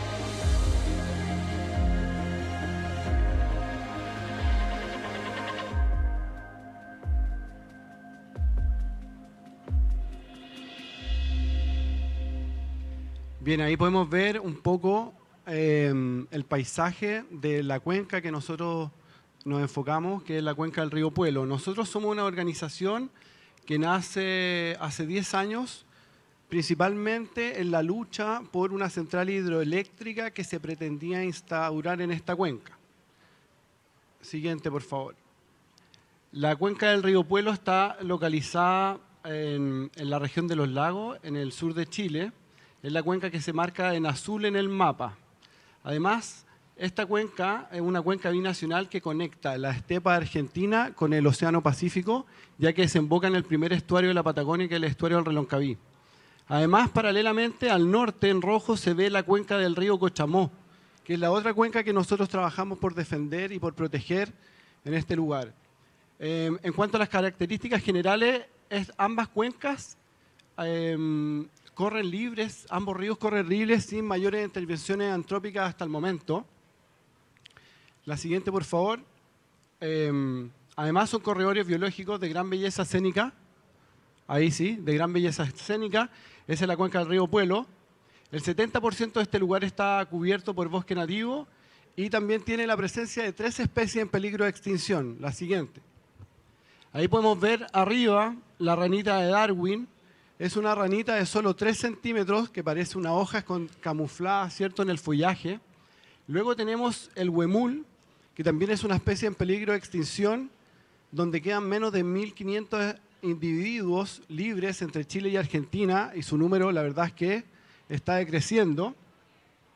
Y por último tenemos el alerce, que hace poco se descubrió que es la especie más longeva del mundo, así que lo siento por nuestros amigos de California, porque esta especie, la más antigua, tiene más de 5.000 años, descubierto en una zona costera de Chile. La siguiente. Bueno, en este mapa podemos ver las áreas marcadas en rojo en la distribución del alerce. Decir que el alerce fue muy talado, solo quedan muy pocos bosques remanentes en la cordillera. El 20% de estos bosques en peligro de extinción están en este sector. Los puntos marcados en amarillo a la derecha son las poblaciones de huemules que hemos registrado en la zona. Y los pequeños triángulos en azul son zonas de bosques donde habita la ranita de Darwin. Y esas son las 3 especies de extinción que habitan entre estas 2 cuencas binacionales. La siguiente.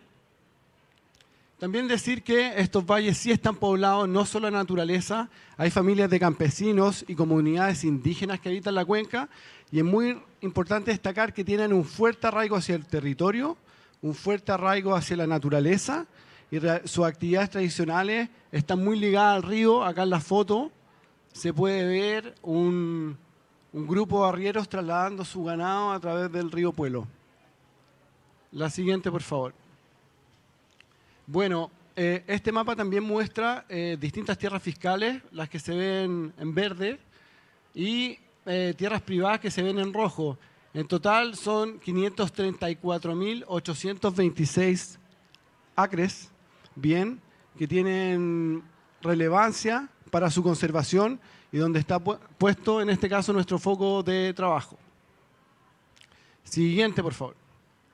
Bueno, en cuanto no todo es lindo, ¿no? Lamentablemente este lugar sí enfrenta amenazas.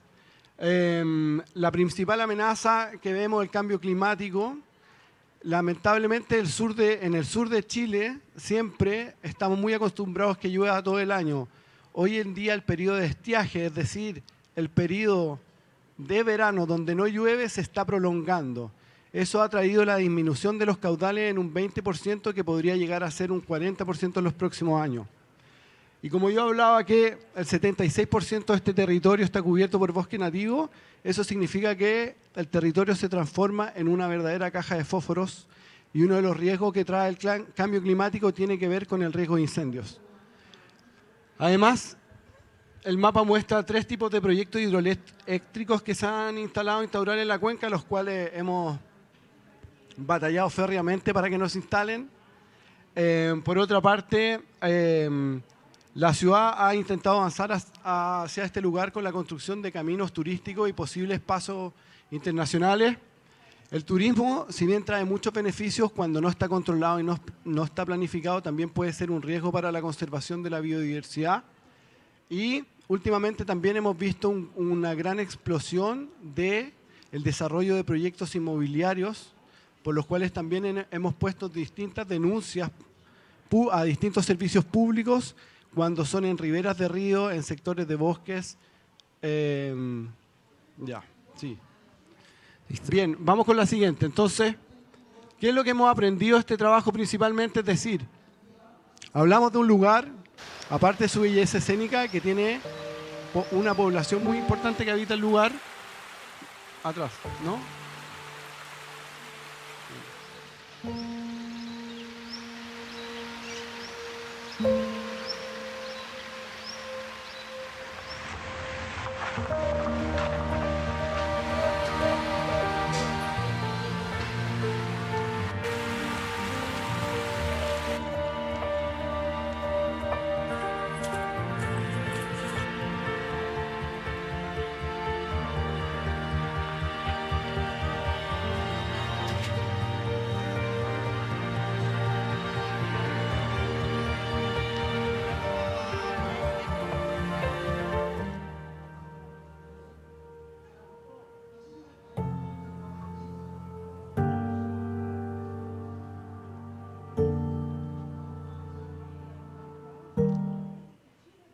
Bien, ese video muestra un ejemplo con el cual quería terminar, pero no importa. Lo que quiero decir es que nuestro trabajo considera a las comunidades locales desde el inicio de los proyectos. En ese sentido hemos identificado que poder tener muy claras las necesidades de las comunidades para poder articular y estructurar propuestas de conservación que puedan satisfacer sus necesidades y sus necesidades de servicios ecosistémicos, es clave para que los proyectos se desarrollen y perduren en el tiempo. Nosotros hemos desarrollado una estrategia que le llamamos multicapas, donde aplicamos múltiples instrumentos, como la campaña que mostré en el primer video, que es la creación de reservas de caudal para proteger ríos icónicos. La segunda, a través de derechos reales de conservación o conservation easements, ya que permite proteger tierras privadas. Por otra parte, trabajamos como muestra este ejemplo, hay una organización que se llama Organización del Valle de Cochamó, que es una organización local con la cual somos aliados y trabajamos en conjunto, que en conjunto hemos promovido la creación del Santuario de la Naturaleza del Valle de Cochamó. El Valle de Cochamó, así como el Futaleufú, es muy reconocido por el kayak. El Valle de Cochamó también mucha gente le llama el Yosemite chileno. Tiene paredes de granito de más de 1000 metros, además de un bosque primario importante, donde la comunidad hoy fuertemente está trabajando por la protección de ese lugar y el desarrollo de actividades también turísticas dentro. Y por último, también trabajamos en la creación de áreas protegidas que pueden ser desde parques nacionales o bienes nacionales protegidos. Eso muy resumidamente el trabajo que hemos estado haciendo, así que muchas gracias. Muchas gracias, Andrés. Espero que nos quede un poco de tiempo para hacer preguntas, así que preparen las preguntas. Yo quería partir agradeciéndoles nuevamente por estar acá y quería ver si pudieran comentar desde el rol que les ha cabido, ya sea en su actual cargo o previo, porque se habla mucho, ayer hablábamos de lista verde, que era una luz de esperanza en el sentido que se hablaba desde lo positivo, de los verdes, no de lista roja, de lo que está mal. Entonces, cuando hablamos desde el sur, muchas veces hablamos desde lo que nos falta y lo que está mal. Entonces, quería ver si funcionaría que compartieran ahora qué es lo que está funcionando desde el sur, o lo que va a funcionar, o lo que se nos viene, y en qué de lo que estamos haciendo en el sur podría servir de ejemplo para el resto del sur, no solo el cono sur de Sudamérica, sino que para el resto del planeta. Así que ahí quería invitarlos a ver qué pueden comentar así muy cortito en ámbito personal, profesional, que sienten que es valioso desde el sur. ¿Parto yo? Dale. Sí, Francisco, mira, ¿qué es lo que se está haciendo bien en el sur de Chile? Y puedo hablar por mi comuna, pero creo también representar a las distintas comunas de, digamos, mis vecinas comunas de Palena, Chaitén, Gualeguay, que se está trabajando con las comunidades, ¿ya? Que se está haciendo participación ciudadana cada vez que se realiza un proyecto o se quiere implementar un programa o un plan de acción, ¿ya? Que cada uno de los proyectos de desarrollo que se están pensando se están haciendo en conjunto con las comunidades. En este caso, en Futaleufú no tenemos pueblo originario, pero sí tenemos habitantes que hace casi 100 años están en el territorio y necesitan el respeto que tanto las autoridades como las instituciones consulten y hagan los planes en conjunto con ellos, ¿ya? Esto es súper importante. Y hay varios, desde el punto de vista municipal, varios planes de desarrollo que tenemos que implementar, plan de ecos, plan de tour, planes de desarrollo turístico, culturales, etcétera, ¿ya? Pero también cada vez que se realiza un proyecto y el Estado invierte en el territorio, también tiene que hacerse en conjunto con los vecinos, para que, por ejemplo, no pase a llevar un recurso natural importante y que de alguna forma representa, digamos, lo que es Futaleufú, ¿ya? Estamos trabajando en esa línea, estamos trabajando también con instituciones privadas. Tenemos dentro del territorio instituciones medioambientales que también trabajan en asociación con el municipio en muchos programas. Ya te comentaba el tema de la reserva de caudal, que lo estamos viendo con la Fundación Riverkeeper. También estamos trabajando y estamos insertos dentro de comunidades portal, que lo estamos viendo con The View Charitable Trust, de los cuales somos socios y hemos estado participando, y seguramente vamos a seguir liderando una serie de actividades que sin duda van a ir en beneficio de las localidades. Nosotros no conservamos por conservar, sabemos que la conservación de alguna forma mantiene los recursos por muchos años para que los beneficios puedan, digamos, estar presentes no solamente para nosotros, sino que para nuestras generaciones futuras. Así que un poco eso es lo bueno y esas son las cosas positivas que se están haciendo dentro del territorio. Hay otras cosas malas que las podríamos conversar después. Vamos a todo esto, si no nos alcanza el tiempo, no le estamos sacando el cuerpo a eso. Después de esto podemos pasar a un café y vamos a tener otras horas si queremos seguir conversando de estos temas. No sé, Andrés, Emilia. No, yo diría que el empoderamiento comunitario es la clave, como algo positivo que está sucediendo. Cada vez se ve que la gente está más empoderada del territorio. Antiguamente en la zona sur de Chile y en las zonas rurales la gente se iba hacia las ciudades. Hoy en día se ve que a través del turismo y áreas bien conservadas, los jóvenes se están quedando en sus localidades y eso genera este empoderamiento, digo yo, que es un círculo virtuoso porque finalmente luego son ellos mismos los que protegen el territorio.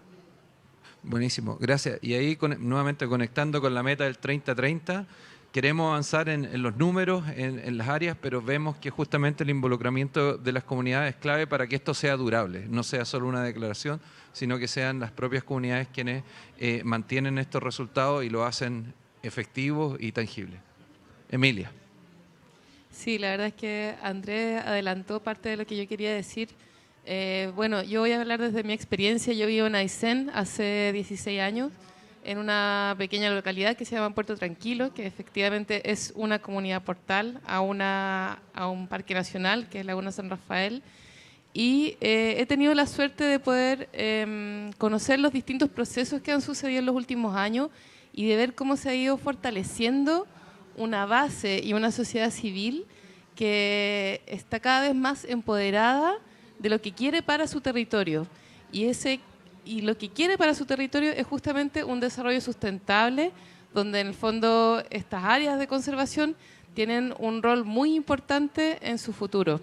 Y esto yo lo veo de manera cotidiana, desde la escuela, de mis hijos, de los amigos, de las organizaciones que se han ido formando en los últimos tiempos, de los tour operadores, de la gente que llega. Y ahí yo creo que está lo positivo, o sea, como que de ahí va naciendo esa fuerza y eso es lo que estamos tratando de tomar. También todos los procesos con las ZOIT, con las zonas de interés turístico. Ahí en el fondo también hay una base súper potente y que también viene relacionado con los movimientos de defensa también del territorio. Así que eso. Muchas gracias, Emilia. Ahora damos la palabra. ¿Quieres comentar algo? Sí, quisiera comentar algo, porque quedaron algunas cosas que...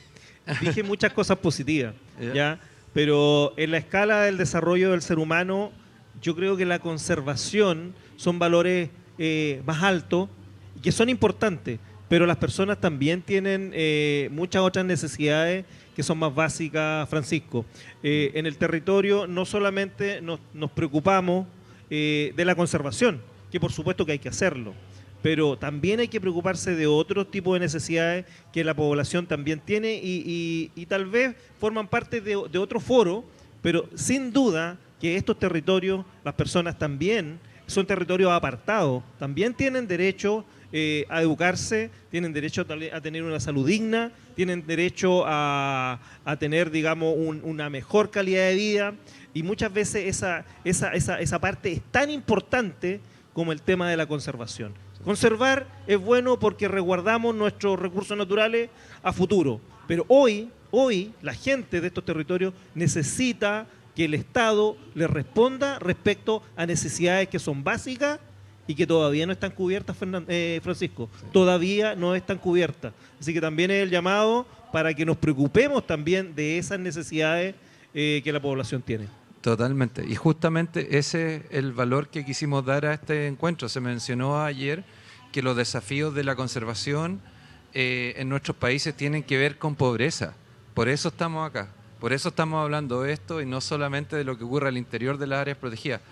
Queremos que, y tenemos que, no queremos, tenemos que incorporar nuestra situación en Latinoamérica particularmente de la situación de la calidad de vida de las comunidades que habitan los territorios. No van separados.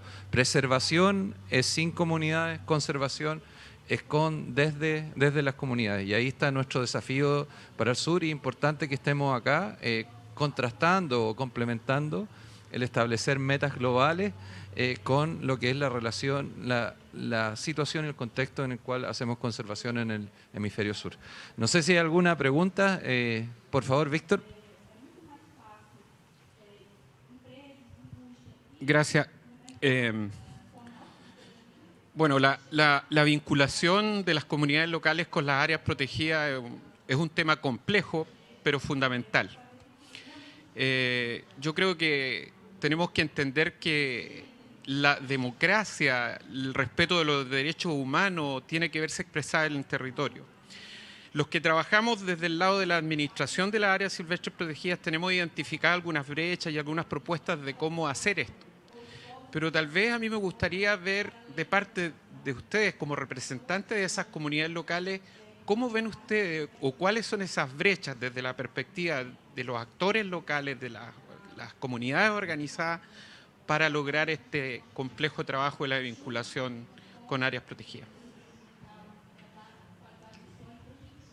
Yo creo, Víctor, muy buena pregunta. Una de las grandes brechas que veo yo es la falta de articulación y la falta de comunicación que existe desde los servicios públicos y las comunidades locales y también los municipios, como esta capacidad de poder dialogar y de tomar decisiones en conjunto.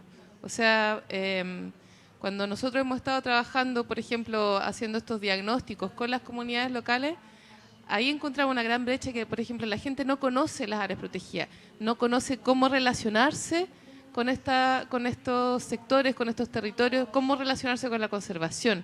Y ahí es donde falta tal vez la bajada de información, porque hemos conversado desde el nivel central, hacia el regional, hacia el provincial, al nivel local. O sea, como que hay que armar mesas de trabajo, y también hay un tema muy importante que es la capacidad de tomar decisiones vinculantes. Lo veo yo, digamos, desde la comunidad, es súper importante poder participar, pero de una manera real, y de que lo que tú estás diciendo efectivamente se tome en consideración en las decisiones futuras de ese territorio. Eso. A mí me gustaría agregar algo a lo que dice Emilia, que tiene que ver, o sea, sí, estoy de acuerdo, y además hay para mí, y en nuestra experiencia, el poder identificar y reconocer y valorar los usos históricos del territorio en conjunto con la creación de las áreas protegidas, yo creo que es la clave para que las comunidades estén involucradas en los procesos y en el trabajo posterior dentro de las mismas áreas. Bueno, gracias. Sí, solamente también responder un poquito acerca de las brechas, que son las comunidades que viven aledañas a los parques y reservas nacionales, es cómo de alguna forma compensamos los territorios que a lo mejor ellos ancestralmente ocupaban. Y esto tiene que ver con un costo de oportunidad, ¿ya? Cómo el Estado, cómo la institucionalidad, cómo las instituciones en general son capaces de preparar a estos vecinos para que de alguna forma sientan que la reserva les trae también la posibilidad de mejorar sus ingresos y mejorar su calidad de vida. Asistencia técnica, financiamiento de pequeños proyectos, apoyo al emprendimiento, trabajo con las comunidades, generar también puestos de trabajo, ¿por qué no? ¿Ya? Es decir, que las personas que hacen guiado sean parte de la comunidad y sean los vecinos de las reservas y parques nacionales. Es importantísimo eso, porque si no se transforma en un enemigo. Es decir, el parque tiene que ser un amigo de las comunidades y no un invasor, ¿ya? Eso es una brecha que a veces hay que trabajarla muy bien. Muchas gracias. Quisiera dar la palabra a Joana Coñocar, también representante de Chile, desde otra perspectiva también complementaria desde las ENPO. Joana, por favor. Muchas gracias por primero poder darme la palabra. Yo vengo de Gualaigüe, somos corterreanos aquí con el alcalde de Futaleufú. Me da mucho gusto saber que desde nuestra provincia tan lejana al sur de Chile estamos acá en esta COP15 hablando sobre biodiversidad desde las diversas aristas. En mi caso, yo soy representante de pueblos originarios de Gualaigüe. Mi trabajo está enfocado mayormente a la conservación del mar. Y me parece que la clave que ha dicho acá a ustedes en este panel es cómo la conversación entre la gente y los diversos actores locales contribuyen a generar planes y programas mirados desde una perspectiva de conservación, pero pensando en el futuro, porque yo creo que esto no es algo que lo están haciendo para hoy día y que se va a acabar, sino que esto es para el futuro.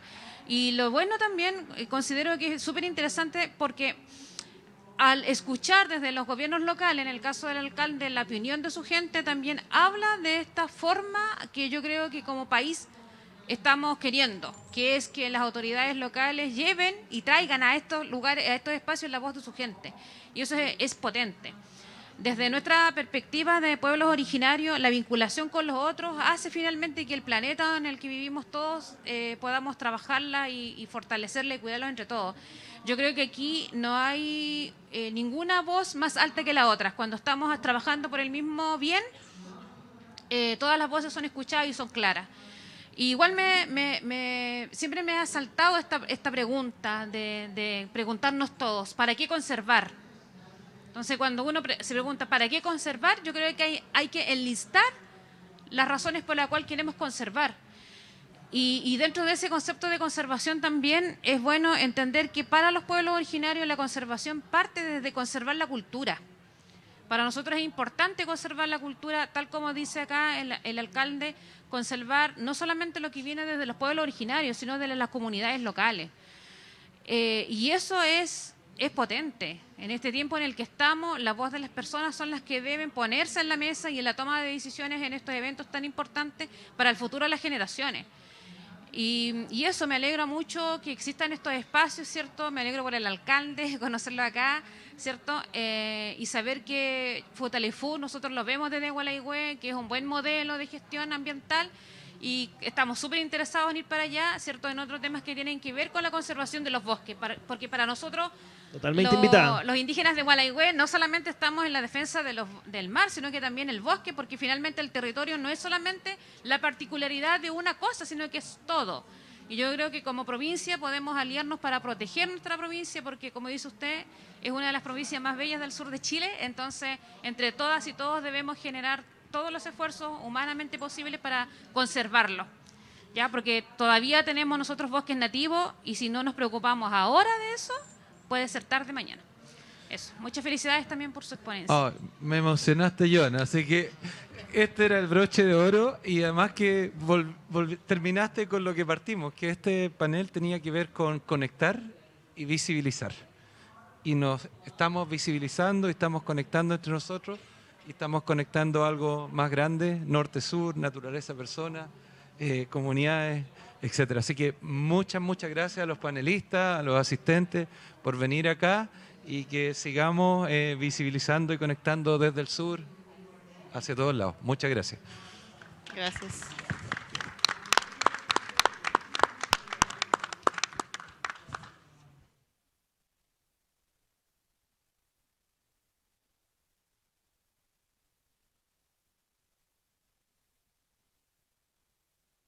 Alejandro quiere hablar más, los invitamos aquí al cafecito, el cafecito de acá, y porque Alejandro tiene hartas más cosas que decir.